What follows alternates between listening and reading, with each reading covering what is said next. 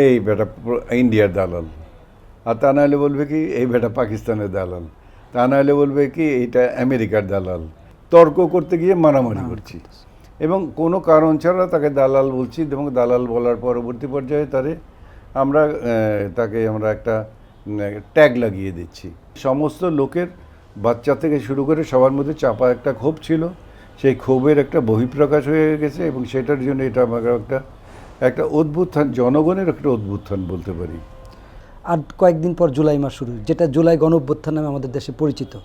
এই জুলাই গণঅভ্যুত্থান কি আসলে বাংলাদেশে একটা মানে অপরিহার্য উপাদান হয়ে গিয়েছিল, এবং এই সাবেক প্রধানমন্ত্রী এই একটা পরিণতি যে ভোগ হলো, এটা কি একটা পরিস্থিতির এরকম হয়ে গিয়েছিল কিনা, এটা কিভাবে দেখবেন? না, এটার ব্যাপারে হচ্ছে যে এটা কিন্তু পলিটিক্যাল কোশ্চেন এবং পলিটিক্যাল প্রশ্নে জবাব দিতে আমি এখন আর খুব বেশি একটা স্বাচ্ছন্দ্য বোধ করি না এই কারণের জন্যে যে বর্তমান যে সমাজে আমরা বাস করি সেই সমাজটা অত্যন্ত অসহিষ্ণু সমাজ। আচ্ছা, পরমতকে তারা সহিষ্ণুতার মানে স্বীকার করতেও চায় না এবং মানে মানে অনেকটা ইতর বা জানোয়ার শ্রেণীর সমাজ।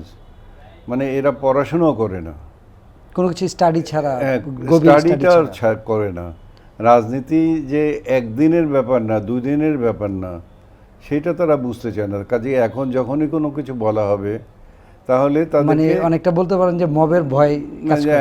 যাই কিছু আপনি যদি দেশের জন্য যদি এইটা বেটার মনে করেন তাহলে সেটাকে দেখা যাবে যে প্লেস করে দিচ্ছে, কি বলবে এই বেটা ইন্ডিয়ার দালাল, আর তা নাহলে বলবে কি এই বেটা পাকিস্তানের দালাল, তা নাহলে বলবে কি এটা আমেরিকার দালাল, তা নাহলে বলবে কি এটা রাশিয়ার দালাল, তা নাহলে বলবে কি এটা ইসরায়েলের দালাল, মানে তা নাহলে বলবে এরা ইরানের দালাল।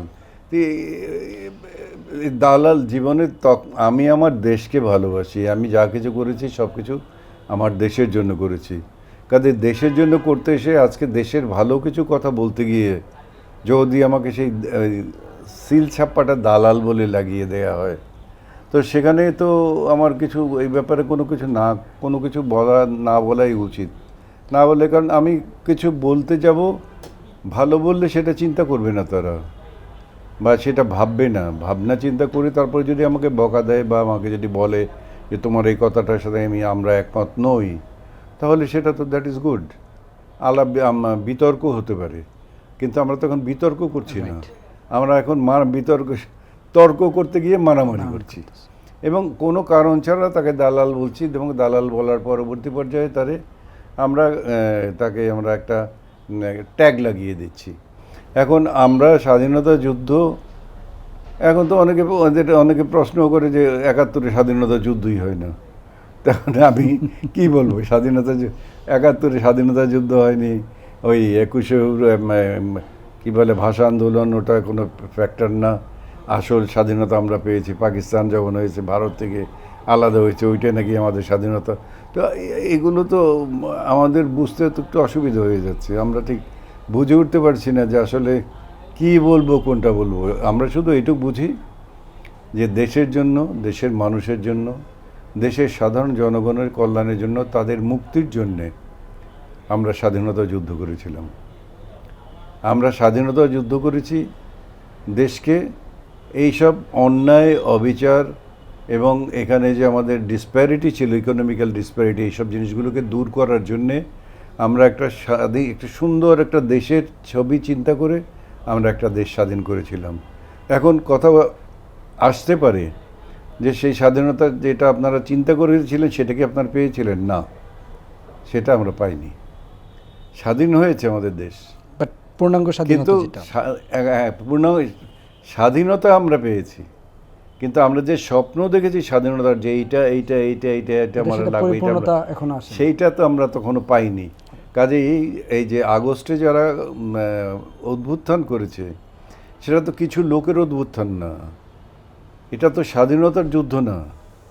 এটা হচ্ছে মানুষের মধ্যে অত অন্যায় করা হতো, অবিচার করা হয়েছে, হয়তো কিছু জিনিস চাপিয়ে দেওয়া হয়েছে, কিছু চাপিয়ে রাখা হয়েছে, যেটা দেশের জন্য প্রয়োজন না সেটা করা হয়েছে, বা অন্য দেশের প্রতি বেশি মানে পায়ে হাত দেওয়ার মতো ব্যবস্থা করা হয়েছে। সেই কারণের জন্য মানুষের মনের মধ্যে একটা চাপা ক্ষোভ ছিল, সেই চাকা মানে ক্ষোভটাকে তারা একটা অভ্যুত্থানের মতো প্রকাশ হয়েছে। কারণ এটাকে হয়তো আমরা বিপ্লব বলতে পারবো না, কারণ বিপ্লব যদি হয় তাহলে বিপ্লবের প্রথমেই তো তার একটা ম্যানিফেস্টো থাকতে হবে রাইট। যে আমরা বিপ্লবীরা, আমরা হচ্ছি বিপ্লবী, আমরা বিপ্লব যদি সাকসেসফুল হয়ে যায় তাহলে আমরা বিপ্লবে এইটা করবো। কিন্তু স্বাধীনতার পরে দেখলাম যে 2 দিন পর্যন্ত দেশে প্রাইম মিনিস্টারই নেই। নাই। মানে তাহলে এটা বিপ্লব না, তাহলে এই যে সমস্ত লোকের, বাচ্চা থেকে শুরু করে সবার মধ্যে চাপা একটা ক্ষোভ ছিল, সেই ক্ষোভের একটা বহিঃপ্রকাশ হয়ে গেছে এবং সেটার জন্য এটা আমাকে একটা অভ্যুত্থান, জনগণের একটা অভ্যুত্থান বলতে পারি। এবং সেটাকে যখন স্বাধীনতার সাথে ওরা মিলাতে চায় বা কথা বলতে চায়, তখন এই ব্যাপারের মধ্যে কথা বলার কোনো নিষেধ, আমাদের কথা বলতে তো খুব একটা Comfort নেই। শখ হয় না। কারণ এবারও দেখলাম যে এই 9,000 কোটি, মানে এত বড় একটা বাজেট পেশ করলো, 9,37,000 কোটি। 9,37,000 কোটি টাকার বাজেট পেশ করলো। সব এইটা ভালো, ওইটা ভালো, ওইটা ভালো, আমি বাজেট নিয়ে কোনো কথাই বলবো না। যারা মুক্তিযুদ্ধ করেছে, মুক্তিযোদ্ধা, এইটার মধ্যে যারা অ্যাওয়ার্ড পাওয়া, মুক্তিযুদ্ধ তো অনেকে করেছে, অ্যাওয়ার্ড পাওয়া যারা, তাদের জন্য কিছু টাকা বৃদ্ধি করছে। তাদেরকে 5,000 টাকা করে বাড়িয়ে দেওয়া হয়েছে। সাধারণ মুক্তিযোদ্ধা যারা, তাদের তাদের তো 5 পয়সাও বাড়ানো হয়নি, বা তাদেরকে মুক্তিযোদ্ধা হিসাবে তাদেরকে কোনো মানে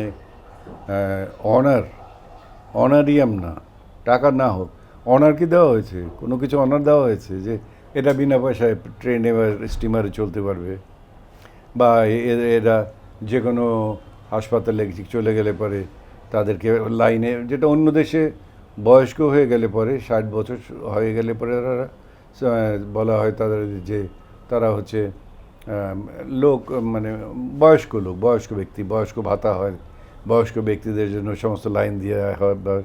আমাদের তো মুক্তিযোদ্ধাদের জন্য সেই লাইন দেওয়াটাও তো অফ করা হয়নি। এখানে টাকা দিতে গেলে, গভর্নমেন্টের টাকা জমা দিতে গেলে আমাকে ওই লাইন দিয়েই জমা দিতে হচ্ছে।